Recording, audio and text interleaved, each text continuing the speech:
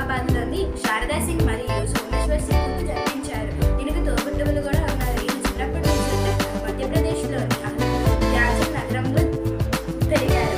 ఈయనకు చిన్నప్పటి నుంచే హాకీ పట్ల చాలా ఇష్టం ఉండేది. ఈయనకు హాకీ స్టిక్ తన చేతిలో మంత్రదండంగా మారిపోయేది. బాల్ యొక్క నియంత్రణ, డ్రిబ్లింగ్ చాతుర్యం, పాసింగ్ వంటి ఎన్నో అసాధారణమైన పనులు ఈయనను ది విజెడ్ మెజిషియన్గా పేరు పొందేలా చేశాయి.